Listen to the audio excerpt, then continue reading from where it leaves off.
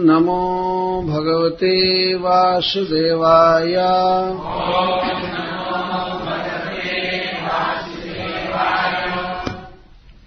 श्लोक 56 चालू कर।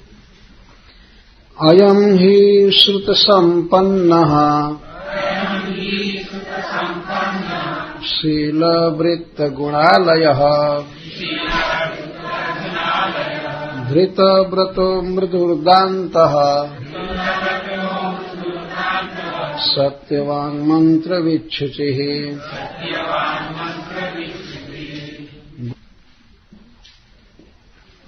अयम् यह हे निश्चितम् श्रुत संपन्नः गुरुजनों के मुख से वेद शास्त्र का प्रवचन सुना हुआ। शील वृत्त गुणालय सुंदर स्वभाव सदाचार और क्षमा आदि गुणों का यह आलय रहा है। धृतव्रत ब्रह्मचर्य आदि व्रतों का पालन किया है। मृदु बहुत कोमल स्वभाव का है। था कोमल स्वभाव का था। दान्तः यह इंद्रियों को वश में रखता था। सत्यवान सत्य वचन बोलता था। मंत्रवीत वेद मंत्रों का ज्ञाता था। शुचि ही सदा पवित्र रहता था। गुरु गुरुजनों का। अग्नि अग्नि देवता का। अतिथि अतिथियों का। वृद्धानाम और वृद्धों का। ज्ञान वृद्धों का और वयः वृद्धों का। शुश्रूषु सेवा के लिए उत्सुक। अनहंकृतः और इन सब गुणों के कारण इसे कभी इन सब गुणों के कारण इसको कभी अहंकार नहीं हुआ। सर्वभूत सुहृद सभी जीवों का हित करता था। साधु बिल्कुल साधु था। निष्कपट। मितवाग थोड़ा बोलता था। व्यर्थ नहीं बोलता था। अनसूयकः किसी के गुणों में कभी दोष का आरोप नहीं किया।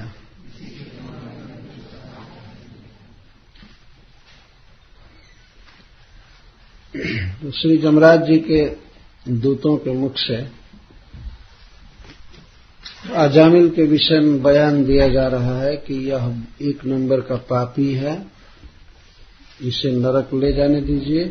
वहां ले जाकर के हम लोग इसको शुद्ध करेंगे। अजामिल के पापों का वर्णन करने के लिए और उसे नरक में ले जाने के लिए यमराज के दूत सबसे पहले अजामिल के द्वारा किए गए अन्याय के अतिरेक का वर्णन करें। कितना अन्याय किया है। न्याय का अर्थ है जो जिस पोजीशन का व्यक्ति है वह काम करे तो इसको न्याय कहते हैं। जैसे अमृत है। अमृत पीने पर यदि व्यक्ति अमर हो जाए तो कहा जाएगा यह अमृत का न्याय है।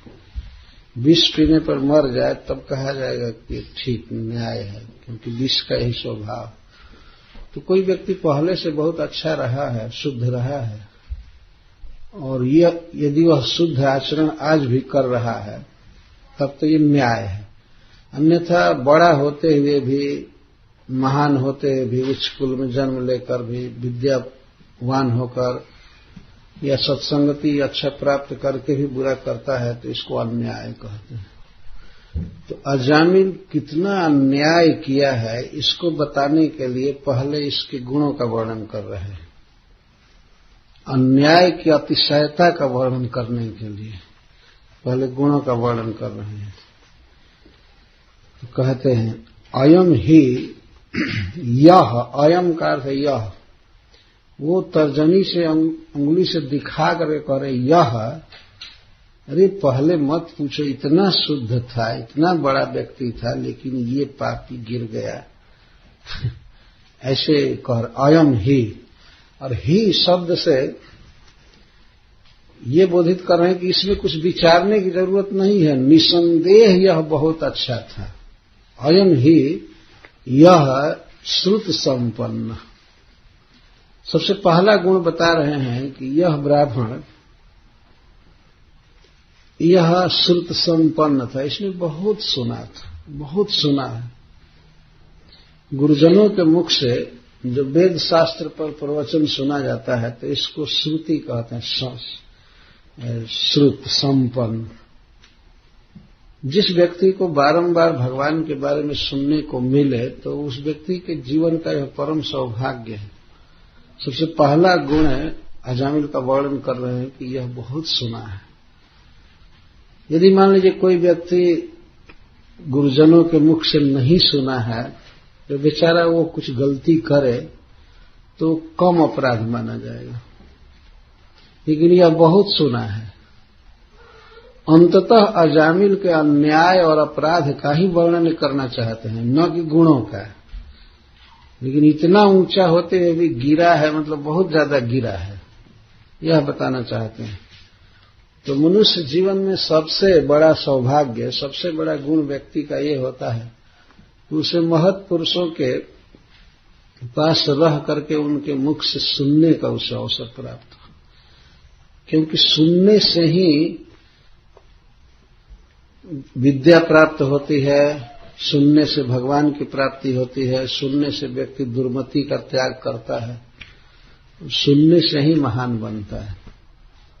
आज भी यही परंपरा है। स्कूल में, कॉलेज में लड़के जाते हैं क्या करने के लिए? श्रवण करने के लिए जाते हैं, लेकिन वहां पर सब केवल कचरा सुनाया जाता है। अंतर इतना ही है, लेकिन प्रोसेस वही है, सुनने के लिए, सुनने के लिए। तो हम लोगों के सनातन धर्म में ये श्रवण ही मुख्य है, सुनने पर बहुत जोर दिया गया है। तो अजामिल का पहला गुण बता रहे हैं कि यह बहुत सुना है। संपन्न, संपन्न का अर्थ है पूर्ण। यह बहुत सुना है, वेद शास्त्र सुना है। और शील वृत्त गुणालय, इसके साथ ही साथ यह शील, वृत्त और गुण का आलय रहा है। आलय का अर्थ खजाना, घर। शील का अर्थ है सुंदर स्वभाव, नम्र स्वभाव। शील का अर्थ होता है बड़े लोगों के सामने नम्र होना और समान लोगों के साथ मित्रता रखना और अपने से हीन लोगों के प्रति दया करना। इसको शील कहा गया है संस्कृत में, सुंदर स्वभाव। तो यह शील का आलय रहा है। शीलवान क्या, शील का खजाना रहा है।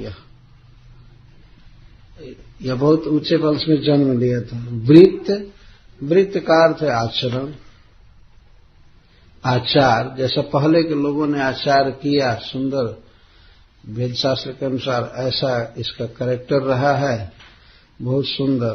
तो वृत्त का तो यह आलय रहा है। और गुणालय, गुणों का आलय। गुण में जैसे क्षमा आदि, सहनशीलता, किसी के द्वारा किए गए अपराध को सहना, या शीत उष्ण, मान अपमान, सर्दी गर्मी सब सहना, इसको क्षमा कहते हैं। ये सहिष्णुता। किसी भी मनुष्य को ये अपेक्षा नहीं करनी चाहिए कि हमें सब समय सब जगह पर आदर ही मिलेगा या सब समय केवल एक स्थिति रहेगी।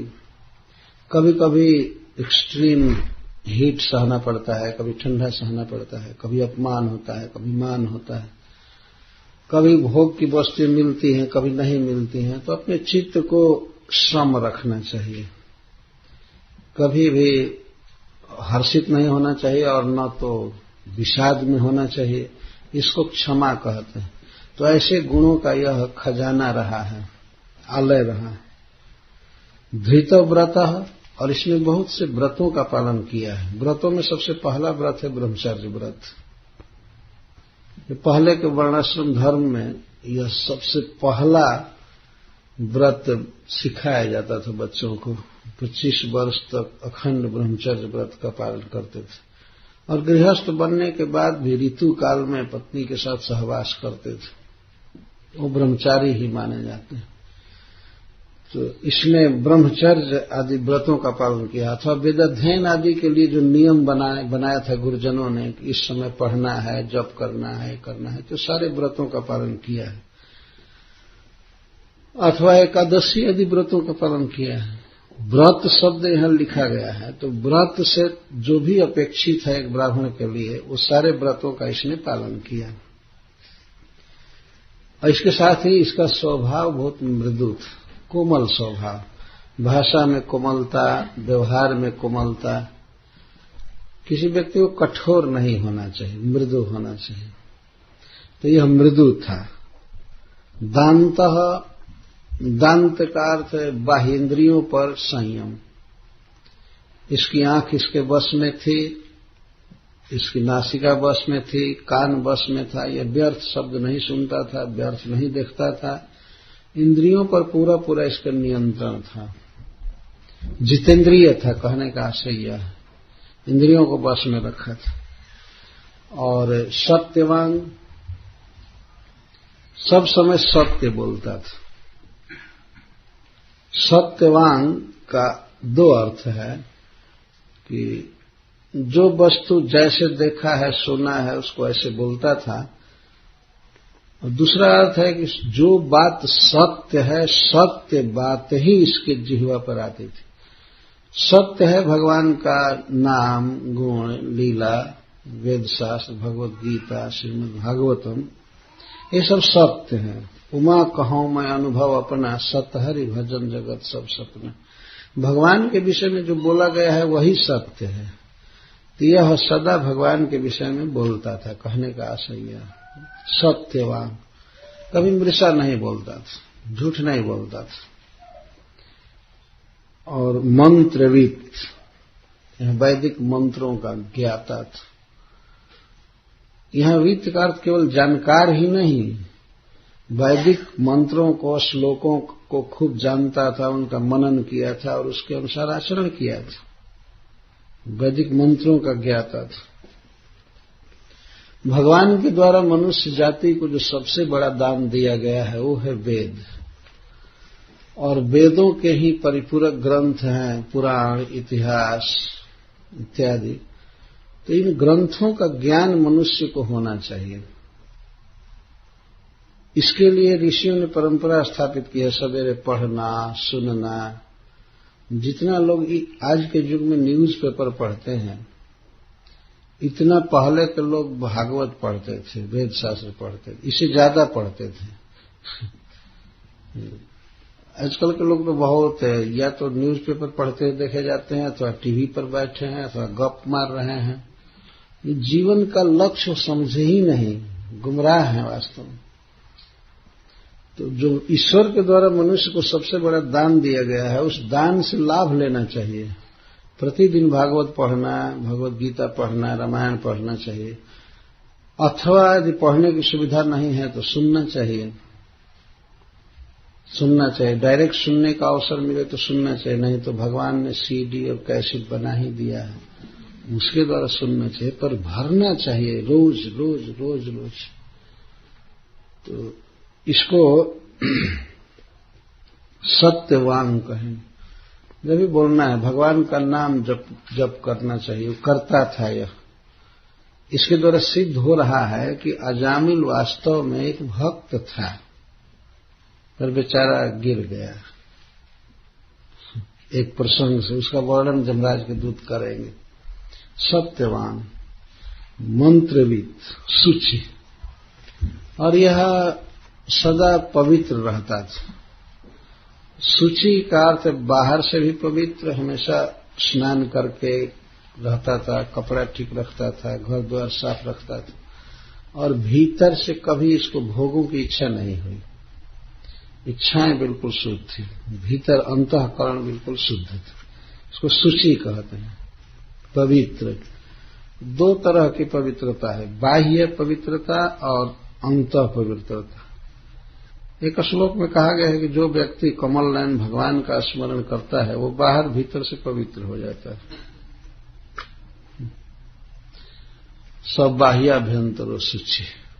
ओम अपवित्र पवित्रो वा सर्वावस्थां गतोपि वा यह स्मरेत पुंडरीकाक्षं सब बाह्याभ्यंतरो शुचि। जो व्यक्ति कमल नयन भगवान कृष्ण का स्मरण करता है वो बाहर भीतर से पवित्र हो जाता है।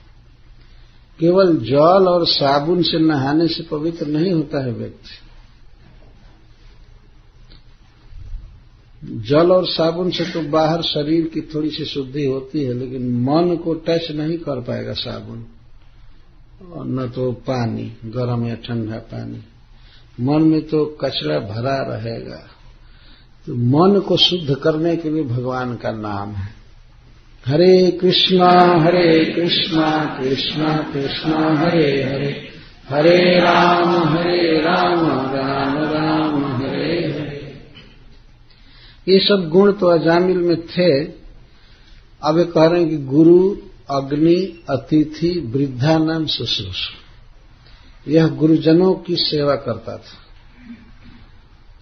ऐसा नहीं है केवल सेवा करके और इसके बाद थक जाता था, बाद में नहीं करता। शुश्रूषु, हमेशा इसकी उत्सुकता बनी रहती थी कि कब गुरुजनों की सेवा का अवसर मिलेगा।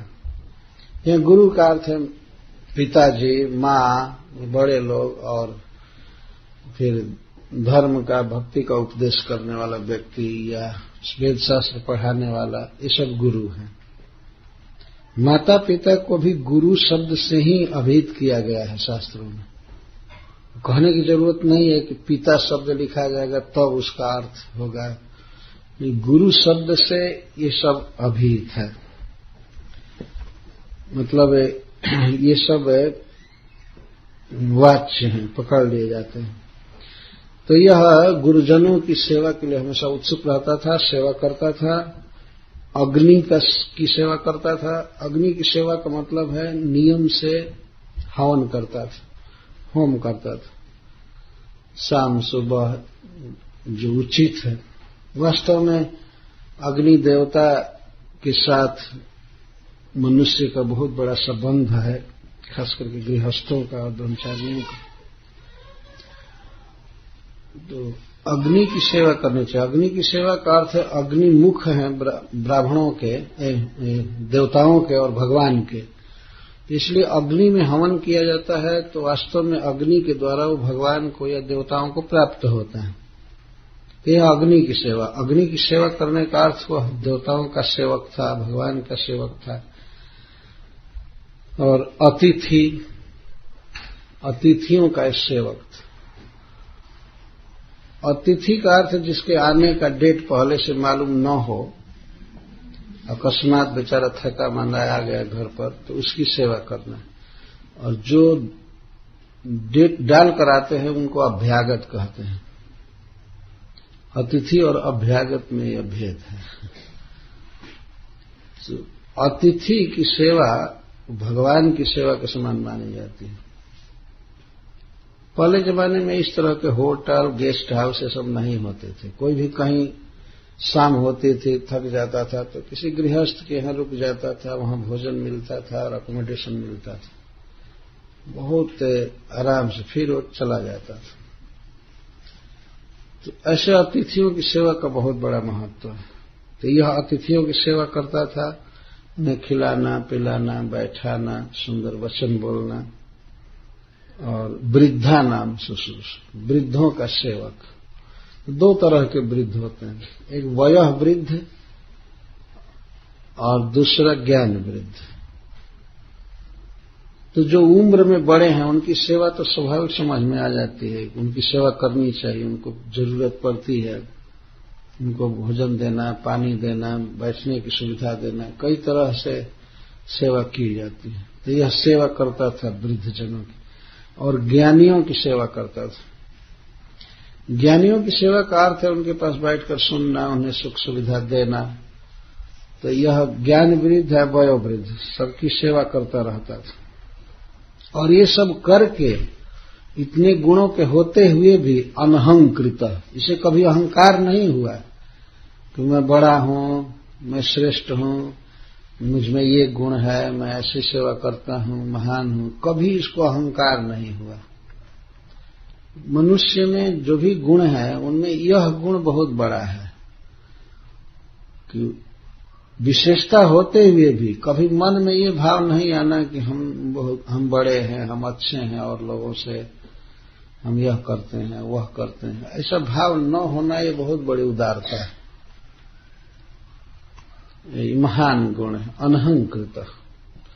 वास्तव में गुण थे अजामिल में, सब थे, लेकिन इसमें कोई अहंकार नहीं था कि हम गुणवान हैं, हम श्रेष्ठ जाति के हैं या हम विद्वान हैं। और सर्वभूत सुहृद, यह समस्त प्राणियों का सुहृद था। सुहृद, हृदय का अर्थ होता है हृदय, सभी प्राणियों के प्रति इसका सुंदर हृदय था, अर्थात सबका हित चाहता था, सबके हित करने की चेष्टा करता था। सर्वभूत में केवल मनुष्य ही नहीं है, वास्तव में मनुष्यों के साथ पशु, पक्षी, कीट, पतंग, इस सबके प्रति सौहार्द रखता था। आज के युग में तो आदमी सोचता है कि पशुओं को काट कर खा जाए, बाकी हम मानवता के और सभी जीवों के हितैषी। सर्वभूत का अर्थ केवल मनुष्य नहीं होता, सभी जीवों का हित हो। पशु पक्षी जो हैं, घर में कुत्ता है या चाहे चींटी भी है, उसकी कुछ इच्छाएं हैं, किसी के जीवन में कोई बाधा न देना, जीने में सहायता करना, इसको सर्वभूत सुहृद कहते। तो सभी जीवों के प्रति दया का भाव रखता था और साधु था। साधु का अर्थ है निष्कपट। जिस व्यक्ति में कपट नहीं है, दुराव नहीं, दंभ नहीं, उसको साधु कहते। तो इसमें कपट नहीं था। और गुण बता रहे हैं मित वाक। मित का अर्थ है सीमित, वाक का अर्थ है बोली, बोलना, वचन। यह किसी विषय में यथार्थ बोलता था, कम बोलता था। हिंदी में कहते कम खाओ गम खाओ। गम खाने का मतलब ज्यादा नहीं बोलना चाहिए। कम खाएगा आदमी तो शरीर का रोगी नहीं होगा, और गम खाएगा, कम बोलेगा तो झगड़ा नहीं होगा। ये निश्चित है, ज्यादा बोलने पर ही झगड़ा होता है, कलह होता है। ठीक जितना बोलना चाहिए, देश काल के अनुसार जितना उचित उतना ही बोलना चाहिए। ऐसा भी नहीं होना चाहिए कि एकदम कम बोले, ऐसा भी ठीक नहीं होता। कभी कभी कम बोलने वाले लोग ही ज्यादा क्रोधी देखे जाते हैं। देखा गया, सांप सबसे कम बोलता है लेकिन भेंट होने पर डस देता है। सांप को बोलते ही नहीं सुना जाता, बहुत कम बोलता है। परंतु हमारे यहाँ हिंदी में कहते हैं कि नाति वक्ता नाति चुप, और नाति वर्षा नाति धूप। अति वर्षा ठीक नहीं है और अति सूखा भी ठीक नहीं है, और अति चुप हो जाना भी ठीक नहीं है, और अति बोलना भी ठीक नहीं है।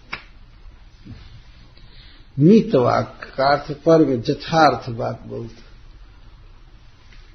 कुछ लोगों की आदत होती है हमेशा कुछ न कुछ, कोई भी टॉपिक डाल दीजिए, लगता है कि इस विषय में वेदव्यास जी हैं। किसी भी विषय, चाहे पॉलिटिकल चर्चा हो, चाहे बिजनेस की बात हो, चाहे ब्रह्म ज्ञान की बात हो, कुछ भी हो, बस बोलने में स्वभाव होता है।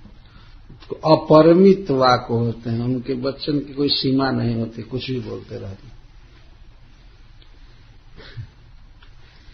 तो अजामिल यथार्थ वचन बोलता था, फालतू नहीं बोलता था।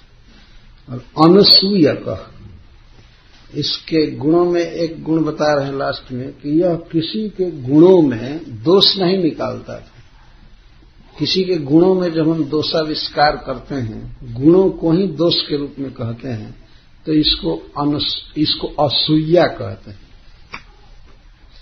असूया है वास्तव में उस व्यक्ति में गुण है, लेकिन गुण को ही दोष के रूप में व्यक्त करते हैं। जैसे मान लीजिए कोई व्यक्ति साधु हो गया है, भगवान का प्रचार करता है, घूमता है, यह उसका गुण है, लेकिन उसके गुणों को ही दोष के रूप में कोई कह सकता है कि अरे ये पेट चलाने के लिए, जीने के लिए ये सब काम कर रहा है, कोई काम धंधा करना नहीं, कुछ नहीं, बस घूमना है। तो उसके गुणों में ही दोष निकाल दिए, गुणों को ही दोष के रूप में कह दिए। इसको असूया कहते हैं। अत्रि जी की पत्नी का नाम है अनसूया।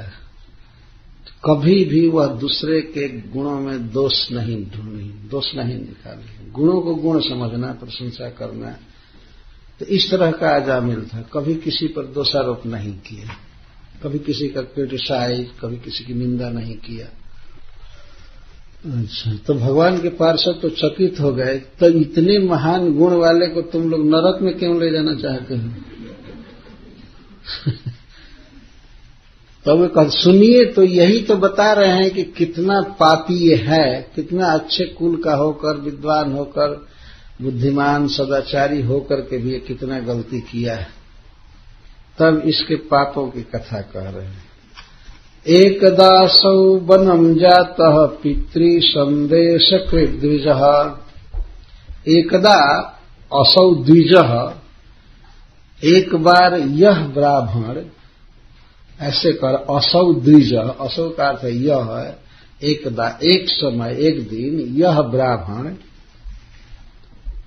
पिता की आज्ञा का पालन करने के लिए वनम जाता, वन में गया। अच्छा, ऐसे पिकनिक करने के लिए गया होता तो इसका अपराध माना जाता। ऐसे ही ऐसी इसमें आदत थी नहीं। इसके द्वारा सिद्ध होता है कि पिता का भक्त था, पितृ संदेश कृत, पिता ने संदेश दिया कि बेटा जा करके वन से फल पुष्प समित कुशान, कुछ फल, कुछ पुष्प और हवन करने के लिए लकड़ी और कुश, घास लाओ। ये सब पूजा की सामग्रियां मांगी गई थी, और वही वन में से ये सब आती हैं। फल पुष्प समित कुश, चार चीज। एक ब्राह्मण के लिए यज्ञ करने के लिए, भगवान की पूजा करने के लिए वस्तुओं की जरूरत पड़ती। तो पिता ने कहा कि जाकर लाओ। वो कोई सुपर मार्केट में नहीं भेजा, बाजार में नहीं भेजा, वन में भेजा। तो गया बेचारा, स्वाभाविक अपने पिता की आज्ञा का पालन किया। ये एक दिन वन में गया, द्विजह कह रहे हैं, जिसका द्विजाति संस्कार हुआ था, यह गया और पिता की आज्ञा के अनुसार आदाय ततः आवृत, आदाय लिया भी, पुष्प कहीं कहीं से तोड़ा, विविध प्रकार का फल भी लिया। बहुत पवित्र काम किया। वन में फल लिया, कोई खरीदने की आवश्यकता नहीं थी, पहले वन में फल भरे रहते थे। तो फल लिया, फूल लिया, कुछ सूखी लकड़ियां लिया और कुश लिया। कुश जो पवित्र घास है, भगवान की पूजा में प्रयुक्त होता है, तो ये सब लिया और फल पुष्प समित कुशान आदाय ततः आवृत। अब वन से लौटने की सोचने लगा, ले लिया सब सामान। कितना पवित्र इसका जीवन था। एक तो पिता की आज्ञा का पालन करने के लिए गया है, वन में फल पुष्प समित कुश लेकर के लौट रहा था। तो एक इसके जीवन में घटना घटी, जब फल पुष्प समिधा और कुश लेकर के लौट रहा था, तो वन में ही पथ में, रास्ते के बगल में ददर्श कामिनम कंचित शूद्रम सहभुजी से, उसने रास्ते में एक शूद्र को देखा और कामिनम शूद्रम, जो कामी था। कामी का अर्थ होता है जिसमें काम हो, काम का अर्थ है इच्छा, लेकिन रूढ़ अर्थ है इसका स्त्री लंपट शूद्र को देखा, कामी शूद्र को देखा।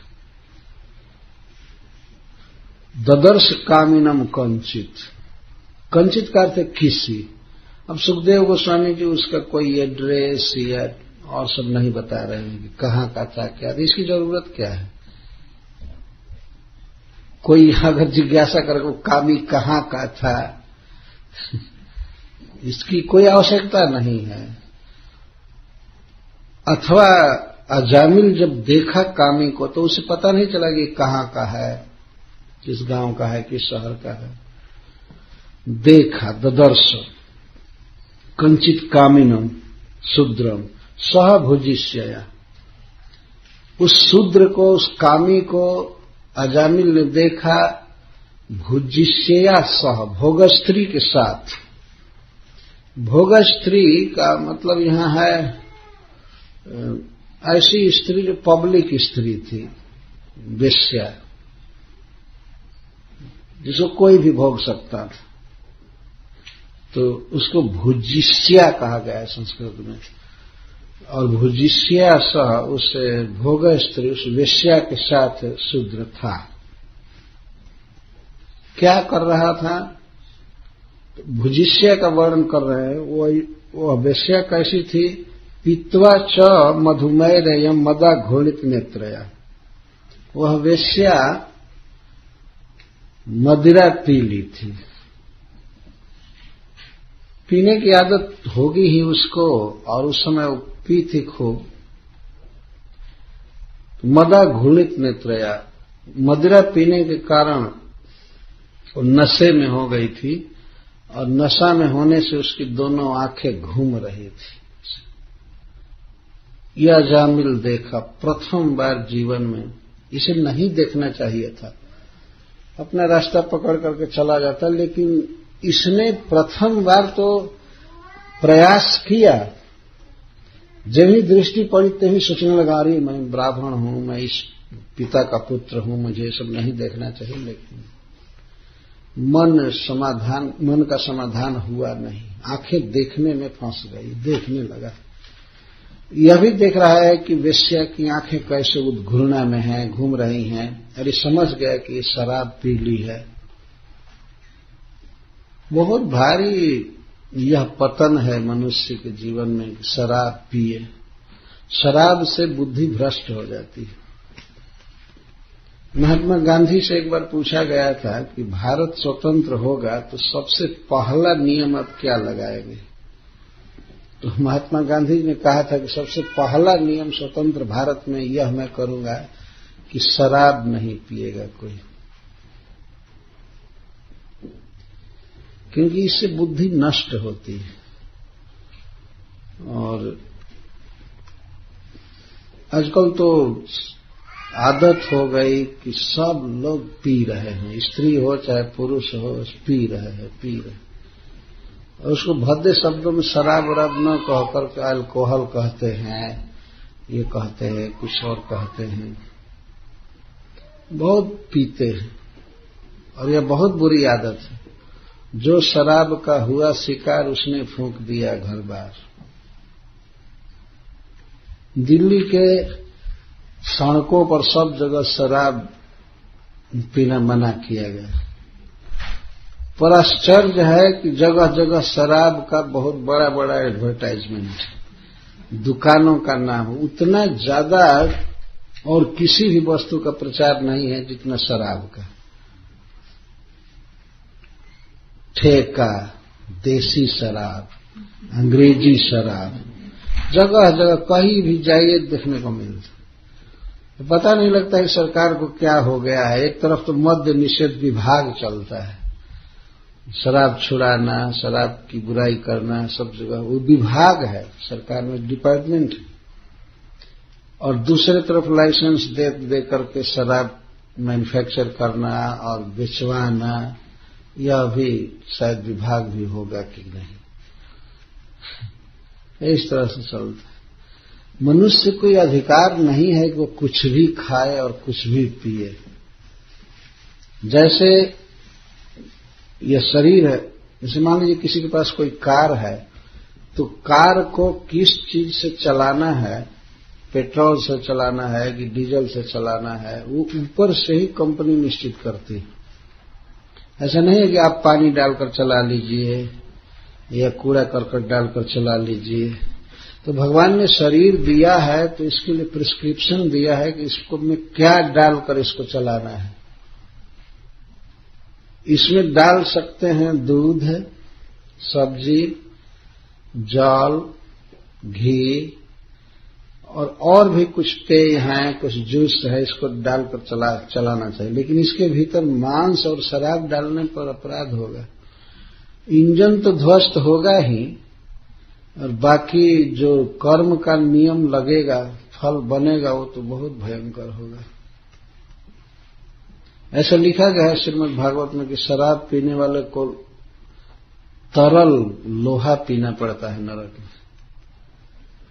तो यह स्त्री जो अजामिल ने देखा किसी शूद्र के साथ थी, तो वो शराब पी ली थी, और शराब पीने से उसके नेत्र उद्घूर्णा से युक्त हो गए थे, आंखें घूम रही थी। मैरेय मधु पी ली थी। मैरे का अर्थ है पैस्टिंग मधु। पैस्टी का अर्थ है आटा से, पिसान से बना हुआ शराब। शराब कई तरह से बनाया जाता है। चावल को सड़ा करके भी बनाया जाता है, चावल से बनाया जाता है, गेहूं से बनाया जाता है, फलों से बनाया जाता है। सड़ा करके जो बनाया जाता है उसको शराब या शराब कहते हैं। आब का अर्थ है पानी। एक अखंडानंद सरस्वती वृंदावन में हुए हैं, तो वो कहते थे आब का अर्थ है पानी। जैसे उर्दू में कहते आबो हवा, जल वायु। तो आबो हवा मतलब जल वायु। तो आब का अर्थ या अप का अर्थ ऐसे संस्कृत में भी जल होता है। तो शराब का अर्थ है सड़ा हुआ पानी। जैसे भी सड़ा करके ही बनाया जाता है, तो सड़ाया हुआ लिक्विड शराब माना गया। और इस सड़े हुए पानी को, लिक्विड को लोग पी करके और अपने को सुखी मानते, शराब। उसको मैरे मधु पी ली थी। मत्तया, वह स्त्री मत्त हो गई थी, मतलब देह का अनुसंधान उसको नहीं था। मत्ता का ये अर्थ। और उसी का वर्णन करें विश्लखत निव्या। वो मत्त हो गई थी, इसलिए वो कपड़ा भी नहीं संभाल रही थी। उसकी नीवी विशेष रूप से स्खलित हो रही थी। अपने स्थान से उसकी नीवी, उसका बेल्ट हट गया था, ये अर्थ है। ये जमराज के दूत वर्णन कर रहे हैं, लेकिन उनको वर्णन करने में कोई हिचक नहीं हो रही है। व्यासदेव उनके मुख से ही ये सब कहलवा रहे हैं। परंतु जो भी हो, सुनने वाले वैकुंठ के पार्षद हैं, भगवान के भक्त सुन रहे हैं। कोई भी व्यक्ति चाहे कितना भी गलत बोले, कुछ भी बोले, जब एक बार बोल रहा है तो दूसरे पक्ष का यह स्वभाव होना चाहिए कि सुने, शांति से सुन ले, झगड़ा न करे। अब भगवान के पार्षद कह सकते थे बस बस चुप रहो, बंद करो, क्या इसके पाप का वर्णन करते हो, पापी है ही नहीं, तो झगड़ा होता है। लेकिन जमराज के दूत जितना बोलना चाहते थे, भगवान के पार्षद उतना सहन कि ठीक है बोलिए। तो लोग बोल रहे हैं। यह देखा उस शूद्र को, उस वेश्या के साथ। वह वेश्या शराब पी ली थी, वो बिल्कुल मदमत्त हो गई थी, उसकी आंखें घूम रही थी, उसकी नीवी शिथिल हो गई थी। और यह व्यपेतम, ये दुराचारी, आचार भ्रष्ट हो गया था बिल्कुल। कौन? अजामिल नहीं, उस शूद्र को यहां कह रहे हैं व्यपेतम, आचार भ्रष्ट था। थोड़ी भी लज्जा भी नहीं थी, निरपत्रपा, त्रपा नहीं थी कि रास्ते में, वन में, जहां लोगों का आना जाना था, वैसे स्थान पर उस वेश्या का आलिंगन किया था, चुंबन कर रहा था। और अनेक प्रकार की क्रियाएं कर रहा था। इसको व्यापेतम और निरपत्रपम कहते हैं। बिल्कुल निर्लज्ज, आचार भ्रष्ट हो गया था वह शूद्र। क्रीडंतम अनुगायंतम हसंतम अनयंतिके, वो उसके साथ खेल कर रहा था, क्रीड़ा कर रहा था। कभी कोई क्रीड़ा कभी कोई क्रीड़ा। अनुगायंतम, और वह गाती थी तो उसके साथ गाता था। कभी कभी गाता था, उसको गाती थी तो वो इसी तरह मदमत्त होकर के ही गा रही थी वैसे, तो उसके साथ ये गा रहा था। वो इसके बारे में गा रही थी तो वो उसके बारे में गा रहा था। अनुगायन हसंतम अनयांतिके, और उसके निकट खूब हंस रहा था। कुछ बातें करके हंस रहे थे। इस तरह से अजामिल देखा। तो अब यहां प्रश्न होता है कि अजामिल क्यों देखा। जमराज के दूत बता रहे हैं कि इसके कई जन्मों का पाप एक जगह इकट्ठा हो गया और वह प्रेरित कर दिया देखने के लिए। मनुष्य के कर्मों का स्टॉक साथ साथ चलता है, जो कुछ भी, और कर्म का जब फलोन्मुख होता है तो उस समय वैसी मति दे देता है। जो वन में गया वहां जाकर के वो देखा, तो जो कुछ भी हो एक दृष्टि से यह कहा जाएगा कि इसके जितने भी शुभ कर्म थे वे सब इकट्ठा हो गए। यदि यह वेश्या को नहीं लाया होता घर में और बच्चे का नाम नारायण नहीं रखा होता तो यह इसी जन्म में वैकुंठ नहीं गया होता। तो कुछ भी नहीं कहा जा सकता है कि इसके शुभ कर्मों का वो फल था कि अशुभ कर्मों का फल था, उस दृश्य को देखना। यदि वो नहीं देखा होता तो वास्तव में भगवान के पार्षदों का दर्शन भी उसे नहीं हुआ होता है। अतः शास्त्र इस विषय में चुप है कि शुभ कर्मों का फल था या अशुभ कर्मों का फल था कि वह इस दृश्य को देखा। तो जो भी हो, बाह्य दृष्टि से तो यही लगता है कि इसके पापों का फल था कि वो वेश्या को देखा शूद्र के साथ, या शूद्र को देखा वेश्या के साथ। दृष्ट्वा ताम कामलिप्तेन बाहुना परिरंभिताम जगाम हृच्छय वसं सहसैव विमोहितः। दृष्ट्वा ताम कामलिप्तेन, अजामिल ने देखा उस वेश्या को कि कामोद्दीपक अंगराग से युक्त शूद्र की बाहों में वह लिपटी हुई है। शूद्र अपने बाहों से उसका आलिंगन किया था, तो उसके बाहों में, शूद्र के बाह में काम लिप्त था। काम का अर्थ काम को बढ़ाने वाला अंगराग, पेस्ट लगाया था। खास करके हरिद्रा, हल्दी, यह काम को उद्दीप्त करता है। तो हल्दी लगाया था अपने बाह में और उस बाह से उस शूद्र का, वेश्या का आलिंगन किया था। इसको देखकर अजामिल विमोहित हो गया। यहां विमोहित का अर्थ है कि अजामिल के मन में यह बात तुरंत आ गई, ओहो, यह शूद्र कितना सुखी है, कितना आनंद में है। इसको मोह कहते हैं। मन में भिन्न विचार आ जाना अपने स्वभाव से, इसको मोह कहा गया। विमोहित हो गया, मन में इच्छा होने लगी कि अहो, क्या मुझे भी ऐसा सौभाग्य मिलेगा कि मैं इस व्यक्ति की तरह कभी इस स्त्री का आलिंगन करूंगा। ये मोह हो गया सहसा, और यह मोह होते ही हृच्छय वशम जगाम, काम के अधीन हो गया। काम वासना उसके मन में पूर्ण रूप से जग गई और उसके पूरा वश में हो गया। अब यह विचार सब चला गया कि मैं ब्राह्मण हूं और मैं भगवान का भक्त हूं, मैं श्रेष्ठ कुल का हूं, वेदाध्ययन आदि करना, शुद्ध आचरण करना मेरा धर्म है। ये सब बातें चली गई तुरंत। ये सब देख करके हुआ।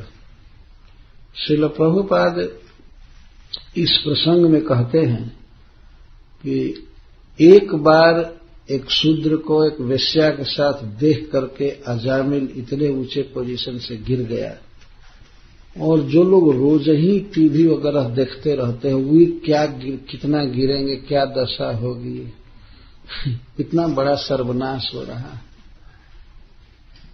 इतना शुद्ध व्यक्ति और एक दिन इस दृश्य को देख करके गिर गया। दूसरों के लिए गिरना क्या है? न शयानो पतत्यध। जो व्यक्ति नीचे सोया है वो गिरेगा क्या? जो पहले से ही गिरे हुए हैं तो उनके गिरने का क्या प्रश्न है ना? पहले से ही मन ऐसे भोगों में है, वाणी ऐसे है, ये है वो है, गिरना नहीं कह सकते। संस्कृत में कहते हैं न शयानः पतत्यध। जो व्यक्ति सोया है जमीन पर वो क्या गिरेगा?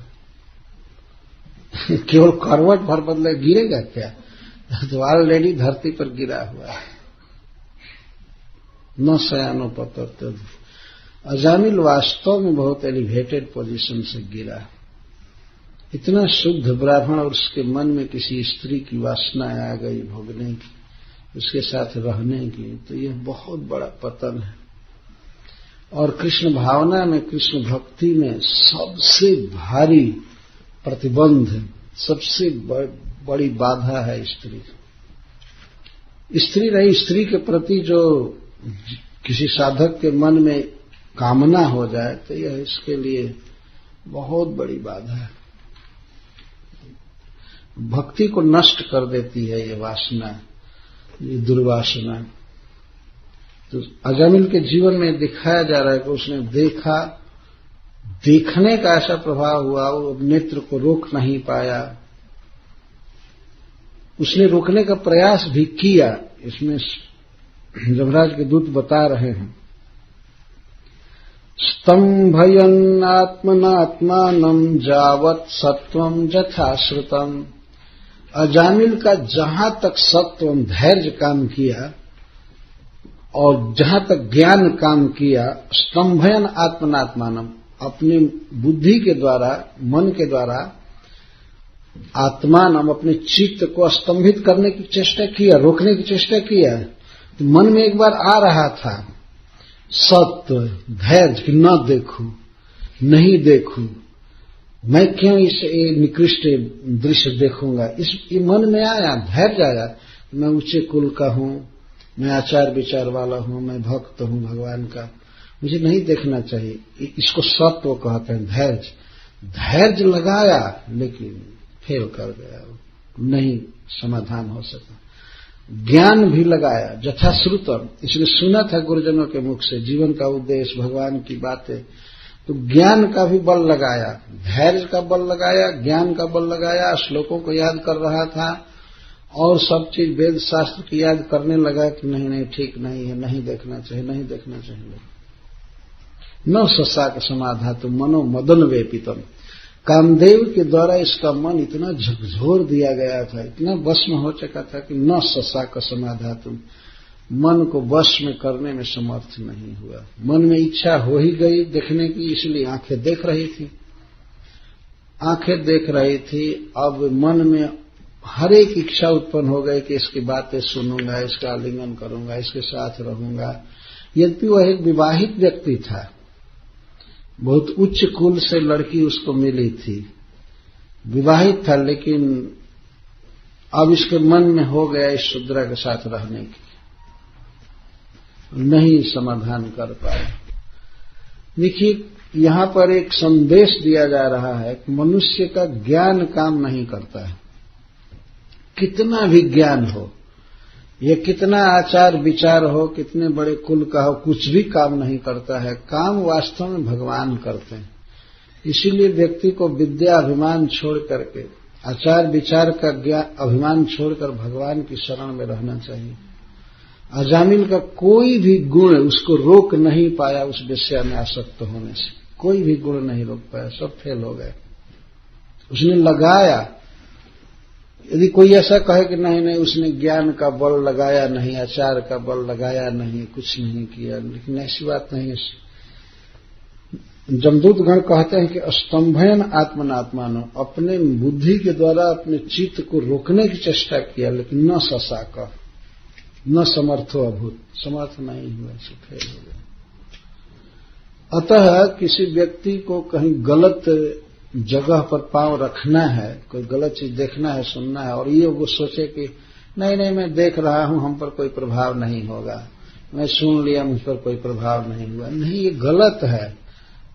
विश्वास होता है मनुष्य को कि मैं नहीं गलत सोचूंगा, देखने में क्या है देख लेने दो, खाने में क्या है खाने दो, लेकिन नहीं, वो गिर ही जाएगा। उस समय बुद्धि, कौशल या परिवार का आचार विचार काम नहीं करता। इसीलिए सारा अभिमान छोड़ करके भगवान की शरण में रहना चाहिए। भगवान ही बचा सकते हैं किसी को, नहीं तो कोई नहीं बचा सकता। यहां सत्व का बल काम नहीं किया, धैर्य का बल काम नहीं किया। धैर्य का ही अर्थ है कि अरे मैं बहुत बड़ा व्यक्ति हूं, हमारा समाज है, मैं गुरु हूं, मैं ये हूं, सोचेगा व्यक्ति, लेकिन वो बच नहीं सकता, वो काम नहीं करेगा। भगवान बचाएंगे तो बच जाएगा। इसीलिए भगवान की शरण में रहना चाहिए। हे कृष्ण हमारी रक्षा कीजिए, तो उसकी रक्षा हो जाती है। अजामिल सारे गुणों को लगाया रोकने में मन को, लेकिन मन रुका नहीं, काम के वश में हो गया, मोहित हो गया। तन्निमित्त स्मर व्याज ग्रहग्रस्तो विचेतनः तामेव मनसा ध्यायन् स्वधर्माद् विरामः। वास्तव में तन्निमित्त उसे शूद्र का या उस स्त्री का, उस वेश्या का दर्शन ही जिसमें कारण था, उस काम रूपी ग्रह से ये ग्रस्त हो गया। वास्तव में इसको एक ग्रह पकड़ लिया, नाम था उस ग्रह का स्मर, काम ग्रह, काम नाम था, व्याज का अर्थ नाम, काम नामक ग्रह से वो ग्रस्त हो गया। तो जैसे कोई व्यक्ति को ग्रह लग जाता है तो वो अपने स्वरूप में नहीं रहता है, वो बकता रहता है, रोता है, चिल्लाता है, हंसता है, सब कुछ भूल जाता है। उसी बिल्कुल याद नहीं रहता है कि मैं इस परिवार का हूं, मेरा यह नाम है, मेरा यह काम है, मुझे नहीं बोलना चाहिए, नहीं करना चाहिए। ग्रह से ग्रस्त जीवों को आपने देखा होगा, जैसे कोई भूत से ग्रस्त हो जाता है, ग्रह से ग्रस्त हो जाता है, तो अपने स्वरूप में नहीं रहता है। इस तरह से अजामिल हो गया। ग्रह ग्रस्तो विचेतन, विचेतन का अर्थ गत स्मृति, उसकी स्मृति बिल्कुल चली गई कि मैं ऐसे बाप का बेटा हूं, मैं इतना पढ़ा लिखा, इतना शुद्ध हूं, ये सब बिल्कुल चला गया। काम इतना हृदय में उदित हो रहा था कि उस स्त्री के अतिरिक्त और कुछ सोच ही नहीं सकता था, वो कुछ भी नहीं सोच रहा था। केवल मनोरथ उसी स्त्री के प्रति हो रहा था कि कब उसको घर में लाऊंगा, उसके साथ रहूंगा, उसके साथ जीवन बिताऊंगा, बस यही याद रहता था। और सब स्मृति चली गई। इसको विचेतना कहते हैं, विपरीत चेतना, स्मृति चली गई। और तामेव मनसा ध्यायन्, ताम एव मनसा ध्यायन्, ताम वेश्याम, उस वेश्या को ही मन में सोच रहा था। एवं शब्द का अर्थ है कि अब और कुछ भी स्मरण उसे नहीं था कि हमें पूजा करनी है, हमें जप करना है, हमें पिताजी की सेवा करनी है, हवन करना है, अतिथियों की सेवा करनी है, वेद का अध्ययन करना है, श्रवण करना है, कुछ भी याद नहीं रहता था। जैसे पहले ही बताया गया कि जैसे किसी को ग्रह लग जाए तो उस व्यक्ति को घर के काम धंधा देह आदि की सुध नहीं रहती है। इस तरह से अजामिल की इसकी दशा हो गई। जमराज के दूत गण वर्णन कर रहे हैं। तामेव मनसा ध्याय, एवं अन्य स्मरण का निषेध कर रहा है, और कुछ भी याद नहीं रहता था, केवल उस विषय का स्मरण रहता था। और इस तरह से स्वधर्माद विरामः, अपने धर्म से बिल्कुल विचलित हो गया।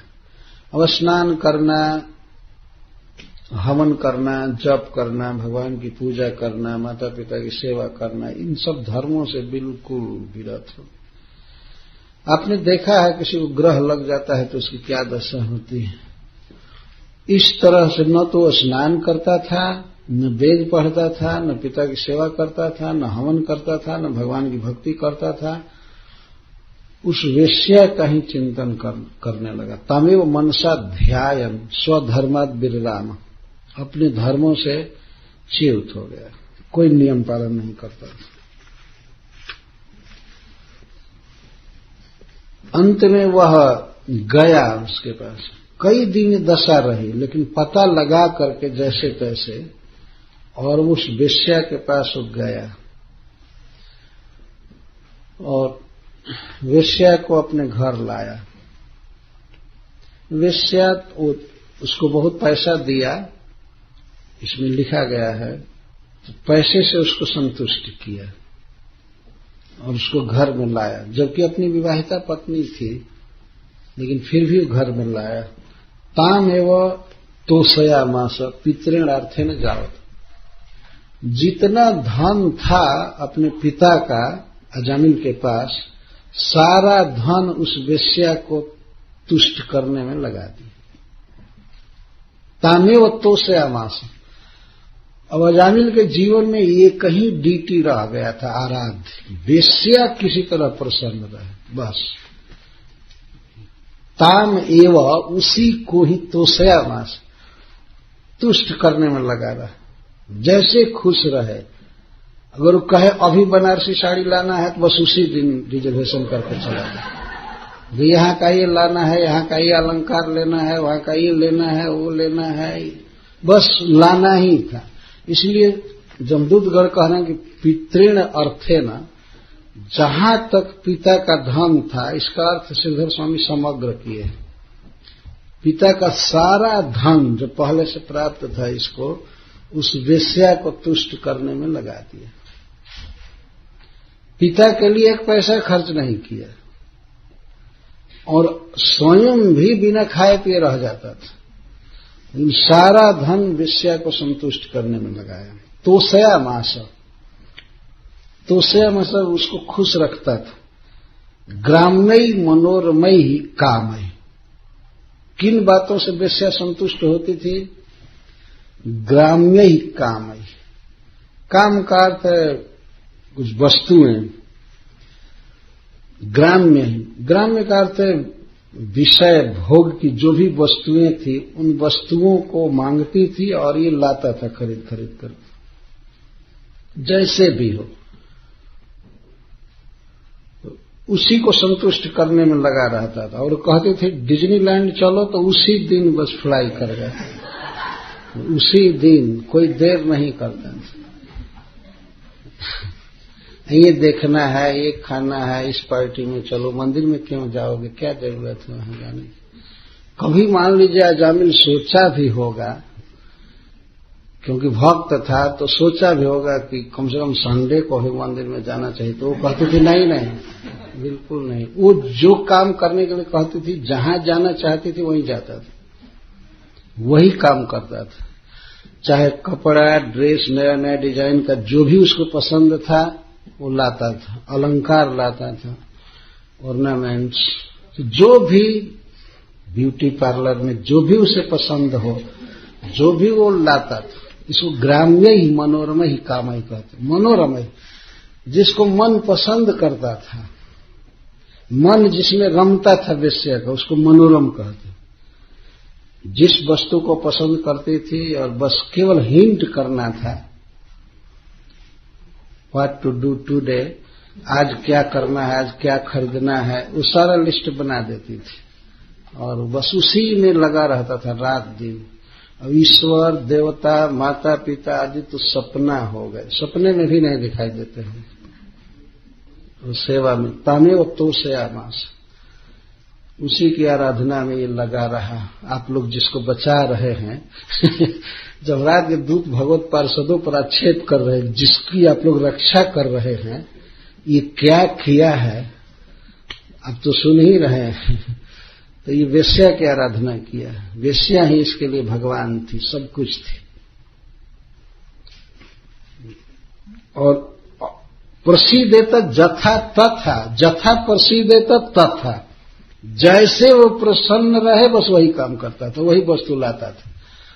तो पिता का सारा धन तो बहुत पहले ही स्वाहा हो चुका था, तो और धन कहां से लाता था? तो उसको जमदूत आगे कहें जतस ततस चोट न्याय तो अन्याय तो धनम। न्याय से अन्याय से जैसे भी हो धन कहीं न कहीं से लाता था। 4 काम करता था धन प्राप्ति के लिए। अपहरण करता था किसी को, कुछ दिन बंदी रह करके पैसा लेकर छोड़ता था, बंदी। अक्ष जुआ खेलता था, जुआ में भी ट्रिक से इसको कुछ पैसे मिलते थे। और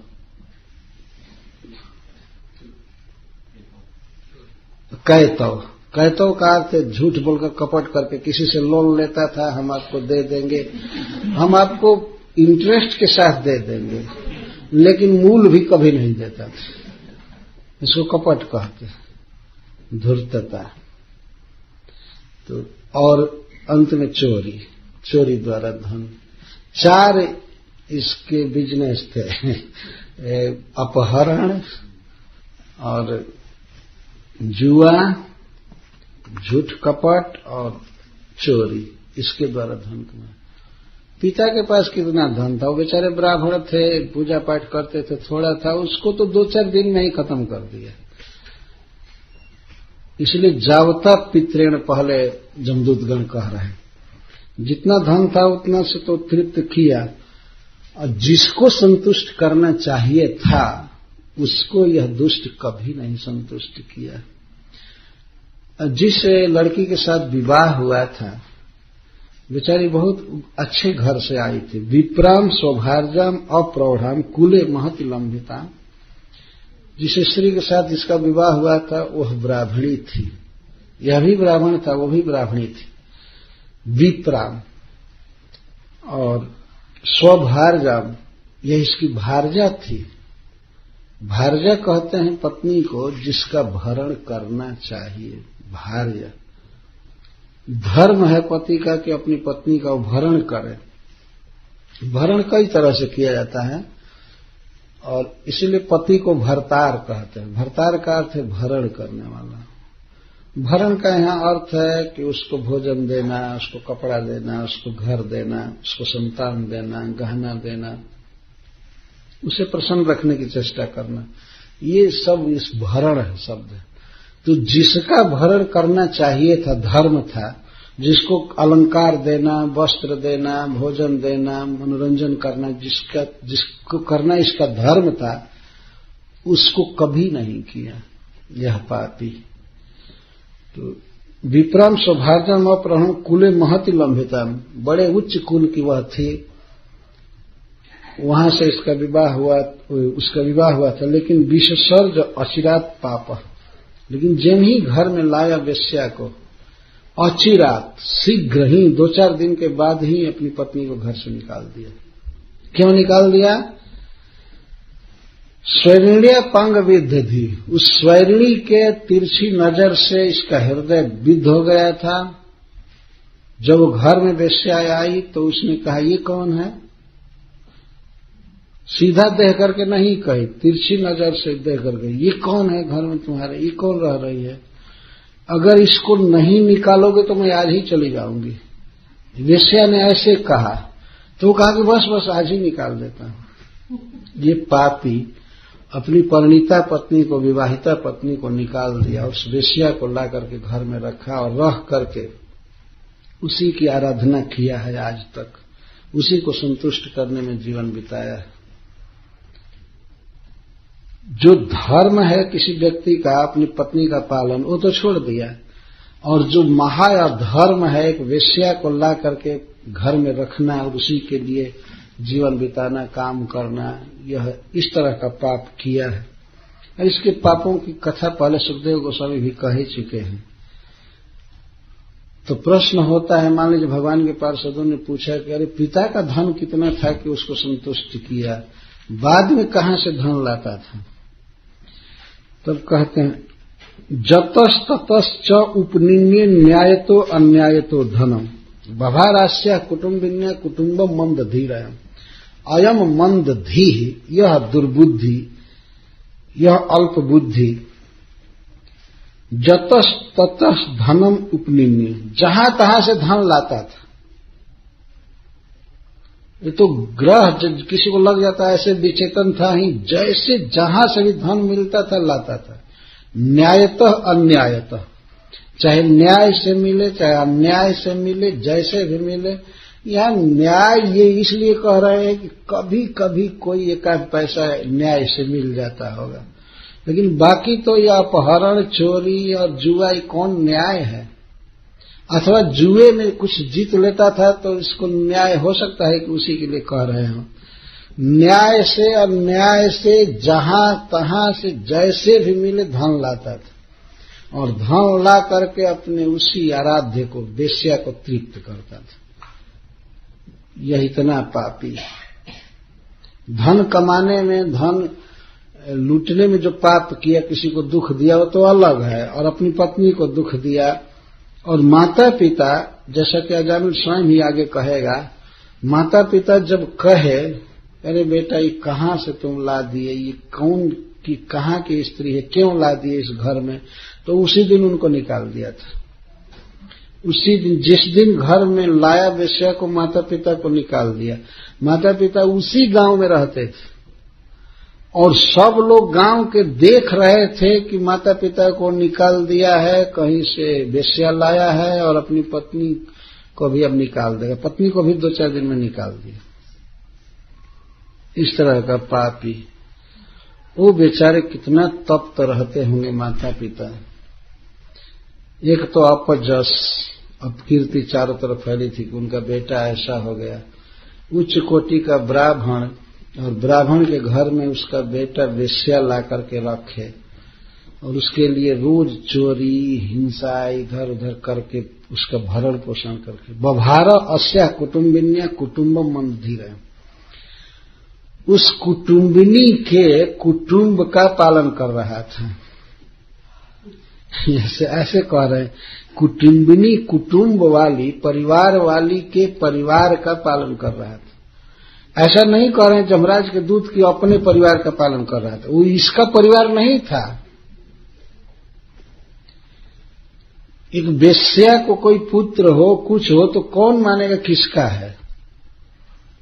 तो बहुत पुरुषों से उसका समागम होता है, तो उसके 10 पुत्र थे उस वेश्या के। तो इसीलिए जमदूत कह रहे हैं कि वेश्या के परिवार का पालन करता था। ये नहीं कह रहे कि अपने परिवार का पालन करता था। अपने परिवार का पालन तो करना ही चाहिए, लेकिन यह दुष्ट वेश्या के परिवार का पालन कर रहा था। अस्या कुटुम्बिन्या कुटुम्बम बभार, पालन करता था जहां तहां से धन ला करके। एक तो धन भी बहुत गलत तरीके से लाता था, और धन के द्वारा पोषण किसका करता था, जिसका मुंह भी नहीं देखना चाहिए, ऐसे व्यक्ति का पालन कर रहा था।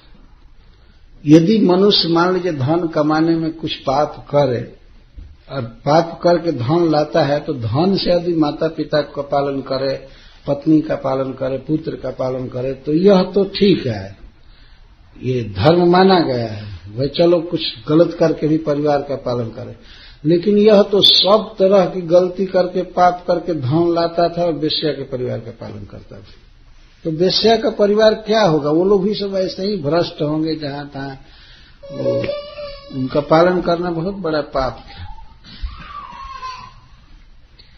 जदसौ शास्त्र मूल्लंघ्य स्वैरचारी आर्ज गर्हित अवर्त चिराम कालम अघायुर सुचिर मलात। तो चूंकि अब बता रहे हैं कि हम लोग क्यों इसको नरक में ले जाना चाहते हैं। यह शास्त्र का उल्लंघन करके स्वैरचारी हुआ है, अपनी इच्छा के अनुसार आचरण किया है। आर्ज गर्हित, श्रेष्ठ पुरुषों ने ऐसे कर्मों की भूरी भूरी निंदा की है। इसकी निंदा सब जगह लोक में है। यदि आप लोगों को कोई संदेह है तो इसके गांव में और लोगों से पूछ लीजिए कि कैसा रहा है। हम लोग कोई भूल नहीं कर रहे हैं। आर्ज गर्हिता, जितने श्रेष्ठ लोग हैं सबके द्वारा यह निंदित रहा है, सब निंदा करते हैं। इसलिए शास्त्र का उल्लंघन किया है, स्वेच्छा से आचरण किया है, स्वच्छंद आचरण किया है, और बहुत काल तक इसने बुरा आचरण किया। यह अघायु है, पापमय इसकी आयु है, पाप में ही इसकी जिंदगी गई है। ये दुष्ट 88 वर्ष का है और अब तक उसी वेश्या के साथ रहा है। अघायु रसुचि, यह महा अशुद्ध है, यह पापी है। मलात, यह वास्तव में मल से पोसा हुआ है। उस वेश्या का जूठा खाता था। ये वेश्या का जूठा शराब पी करके गिलास में छोड़ देते थे तो उसको प्रसाद की तरह खाता था, उसको पीता था, और उसका जूठा पहले वो खा लेती थी उसके बाद खाता था। तो जमराज के दूत कह रहे कि ये मल खा रहा था, इसका जीवन पूरा पापमय है। तथा एनम दंडपाणे सकाशम कृत किलविषम निश्यामो अकृत निर्विषम जत्र दंडेन शुद्धयति। इसलिए हम इसको दंडपाणी के पास ले जाएंगे। जमराज जी हाथ में दंड लिए रहते हैं, इसको दंडपाणी कहते हैं। भगवान इंद्र को वज्रपाणी कहते हैं और भगवान विष्णु चक्रपाणी। तो जमराज जी को दंडपाणी कहते हैं। तो दंडपाणी के पास हम लोग ले जाएंगे इसको, क्योंकि इसने अपने पापों का कोई प्रायश्चित नहीं किया है। अकृत निर्वेशम अकृत प्रायश्चितम, कोई प्रायश्चित नहीं किया है, बहुत पाप किया है, इसलिए हम लोग जमराज जी के पास ले जाएंगे और इसके हित के लिए ले जाएंगे। हम लोग इसके बैरी नहीं हैं, इसको शुद्ध करने के लिए ले जाएंगे। वहां ले जाकर हम लोग इसको शुद्ध करेंगे। कैसे शुद्ध करेंगे? दंडेन, जत्र दंडेन शुद्धयति। विविध प्रकार से इसको मारेंगे, तपाएंगे, काटेंगे, डंडा से मारेंगे और कई तरह से सताएंगे, अपने आप शुद्ध हो जाएगा। तो इसके हित के लिए हम लोग आए हुए हैं यहाँ, हम लोग दुश्मन नहीं है इसके, इसलिए इसको छोड़िए, हम लोग ले जाएं। और इतना सुन करके भगवान के पार्षद तो अद्भुत ढंग से बोले, कहे ओहो, जिनको इस जगत में सुप्रीम जज नियुक्त किया गया है और उनके द्वारा ऐसी भूल। जमराज जी जैसे व्यक्ति ये न समझ पाए कि भगवान नाम उच्चारण करने से सारे पाप नष्ट हो गए, यह बहुत शोक की बात है। भगवान के पार्षद कह रहे हैं, इतना ज्ञान नहीं, ठीक है पापों की कथा तो कहे, एक जन्म के पाप की कथा कहे, लेकिन भगवान के पार्षदों ने कहा कि इसके कोटि जन्मों के पापों का प्रायश्चित उसी समय हो गया जिस समय इसने नारायण नाम का उच्चारण किया। तुमको ये पता नहीं है। तो इस विषय में कल कहा जाएगा, प्रसंग बदल रहा है। भगवान के पार्षदों का प्रवचन 2 दिन टुराको मंदिर में हो रहा है। हमने देखा है कहीं कहीं यज्ञ होता है तो वक्ता बुलाए जाते हैं, कहां से, काशी जी से आए हैं, वृंदावन से आए हैं, हरिद्वार से आए हैं, अयोध्या से आए हैं। लेकिन ये भागवत के जो वक्ता है नाम महिमा के, ये वैकुंठ से आकर बोल रहे हैं ये सुनने योग्य है। हरे कृष्ण। जय श्री प्रभु।